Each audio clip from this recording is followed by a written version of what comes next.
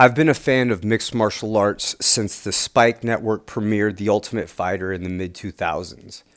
And over that time period, I've watched many heroes and villains of the sport come and go. However, if I were to be asked who is the greatest hero in the sport of mixed martial arts, the answer would have to be George Rush St. Pierre. With a record of 26 and 2, that includes 8 knockouts, 6 submissions, and 12 unanimous decision victories, no one left more of a reign of terror upon a division like George Rush St. Pierre did. With 84% takedown defense and 74% takedown accuracy, he holds the record for control time in the octagon, as well as the record for title fight defenses at 9. He's the 3-time 170-pound welterweight champion with 2 titles and 1 interim belt captured. And he also won the belt at middleweight, or 185 pounds, defeating Michael Bisping in the prospect.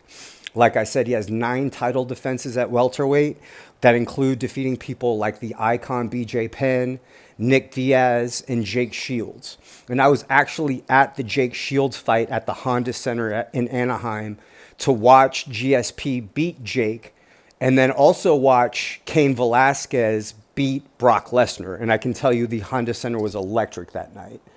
So when we talk about the heroes of the sport, it's super important to rank George St. Pierre as one of the highest when we talk about heroes. And what makes a hero?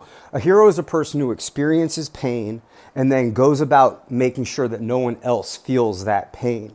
And if you listen to what got St. Pierre into martial arts, is that he was getting picked on, he didn't feel safe, and he wanted to give himself the tools to defend himself in bad scenarios. And not only did he go on to build this huge career by that passion of defending himself, but then he also inspired multiple generations of mixed martial artists to go out there, learn how to defend themselves, and then teach the next generation how to do it. So at the highest level, George St. Pierre embodies the martial arts attitude. One of the reasons why he would always walk into the octagon in his gi is he wanted people to understand that this was still an art. No matter how violent or how brutal, there is a beauty to the chaos that we see in the octagon. George St. Pierre is undoubtedly the greatest mixed martial arts hero, not only for what he accomplished in the octagon, but for the way he represented and carried himself outside of the octagon, which is even more important. That makes him a hero to not just me, but to the people outside of the space. So George Rush St. Pierre, by far, in a way, the greatest mixed martial arts hero. Have a great day. Widely considered to be the greatest fighter to ever step into the cage, mixed martial arts' greatest villain is Jon Jones. Born in 1987, he entered the UFC in 2008 and competed until 2025. During that span, he captured the light heavyweight belt twice, defending it 8 times in the process of one of those reigns. He captured the heavyweight belt in 2023 and held it up to his retirement in 2025. With a record of 28 and 1, with that one being a questionable 12-6 elbow against Matt Hamill, his record in the octagon is stellar. However, his record outside of the octagon when it comes to criminal matters is dotted and sparked much controversy amongst the fans. His rivalry with Daniel Cormier might be considered the greatest rivalry to ever exist in the sport, as Jon Jones was the only person to unseat Daniel Cormier brutally in both times that they fought.